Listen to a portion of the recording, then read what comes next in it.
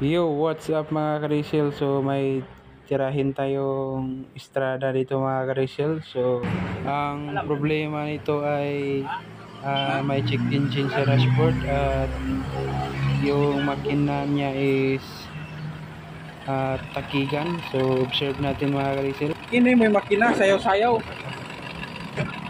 So ito yung engine niya mga ka-Rachel. Takigan siya, palyado. Oh. Tapos na namin tong in-scan mga ka-Rachel. So yung lumabas is injector number 4 at saka injector number 1.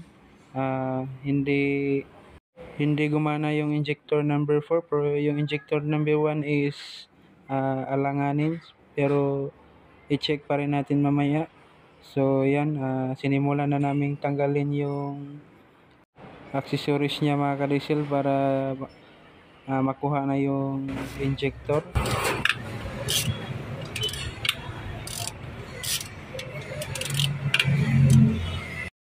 Yun mga ka-Diesel, natanggal na yung valve cover. So next na tanggalin natin is yung injector. So ito yung injector mga ka-Diesel. Tinanggal yung return niya. Yun, so ito na mga ka-Diesel, natanggal na yung injector. So i-check natin doon. So ito na mga ka-Diesel, ito yung number 4 na injector mga ka-Diesel. So lakas na ng ano niya, return. Yung pressure na is madali lang bumaba. So yan, wala nang lumabas sa nozzle tip niya. Ilabas niya lahat sa return. So yun, ito yung dahilan mga ka-Diesel na palyado yung makina, pero i-final natin mamaya dun sa machine mga ka-Diesel.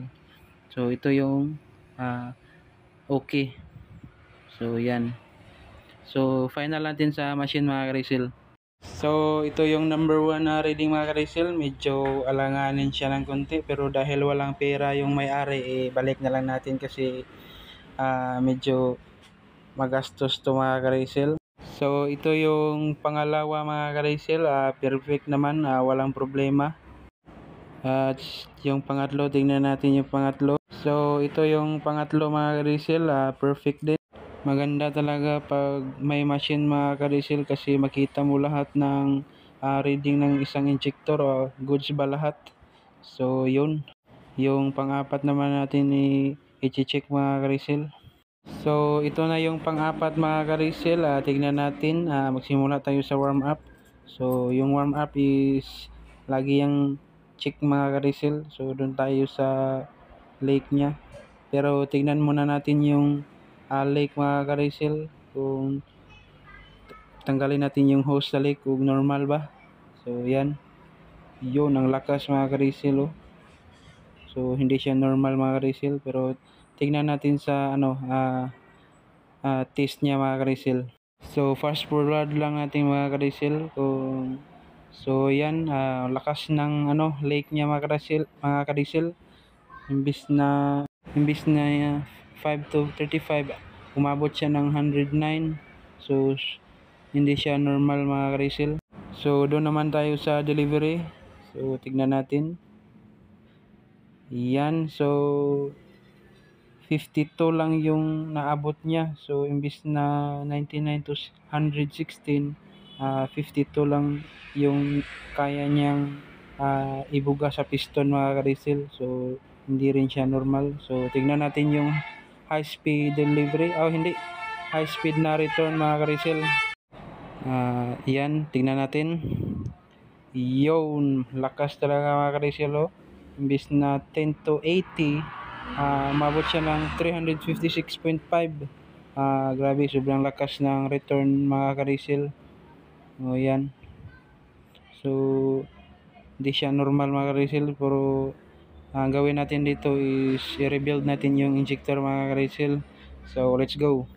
So ito na mga ka-Diesel, sinimulan ko ng palitan ng pisa yung injector.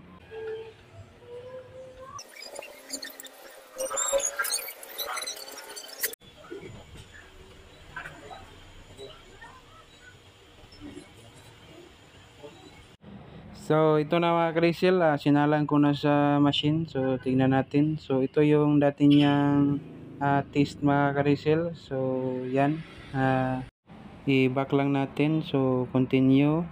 Yan, ito yung program niya. So yun, start natin.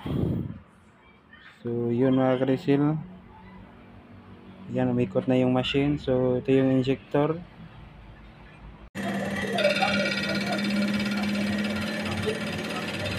So observe natin yung return mga ka-Rizal. Tanggalin lang natin yung hose. Yan, mahina na yung return niya. Di kagaya ganyan na parang gripo. So yun. Pero tignan muna natin dun sa test niya mga ka-Rizal. Forward lang natin sa lake mga ka-Rizal. So yan, 18.9 na lang. So kanina is 109. So ngayon is 18.9 na lang. So observe natin yung delivery kung tataas na rin ba. So observe natin. Kanina is 55. So ngayon tingnan natin. Yun, 112 na. So kanina is 55 lang, ngayon is 112. So umabot na siya sa minimum rate niya. So yung VLR tingnan natin, kanina is 356. So ngayon is tingnan natin mga ka-Rizal. Yo, 47 na lang, kanina is 356. Ang layo lang mga ka-Rizal, di ba? So yun, tingnan natin yung half accelerate niya. 65. So medyo taas siya ng konti, pero okay lang yan mga ka-Rizal. Konti lang naman yung lampas niya. So orange din naman. So tingnan natin yung minor mga ka-Rizal.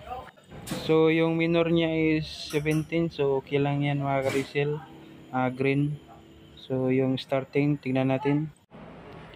Yun, halos perfect mga ka-Rizal. So ikabit na natin to mga ka-Rizal. Let's go! So ito na yun mga ka-Rizal, kinabit na namin. So fast forward lang natin. So ayan mga ka-Rizal, kinabit na yung valve cover. So yan. So nagpalit kami ng fuel filter mga ka-Rizal. So di ko in-expect na ganito yung niya. May tubig yung filter niya, sagol, langis at tubig. So yan. At ito yung bagong ikabit na fuel filter mga ka-Rizal. So kabit na natin to. Kanina kasi mga ka-Rizal, nagtanong yung may-ari kung ano bang dahilan ba't nasisira yung injector niya. So sabi ko madumi or kaya sa katagalan na. So yun, nagdesisyon siyang palitan yung fuel filter. So yun, nakikita namin na may tubig yung fuel filter na. So galing siguro yun sa tangke. So pandarin lang namin mga ka-Rizal.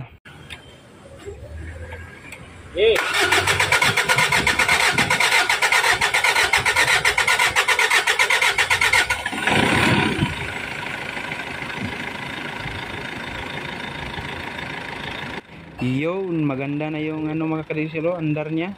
So kanina is takigan. So pakita ko sa inyo mga ka-Rizal kung anong diferensya niya sa bagong repair at kanina. So ito yung kanina mga ka-Rizal. So laking pagkaiba. Grabing takig takigan mga ka-Rizal. So ito yung ngayon mga ka-Rizal, matapos matapos na repair yung injector. So malaki yung pagkaiba mga ka-Rizal, di ba? Takigan ba?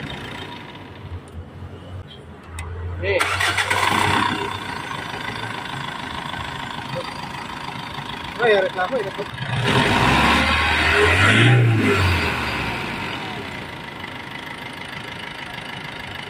So yun lang mga ka-Rizal, God bless, salamat sa panonood, and please share this video. So peace yo. Turn the engine on and go.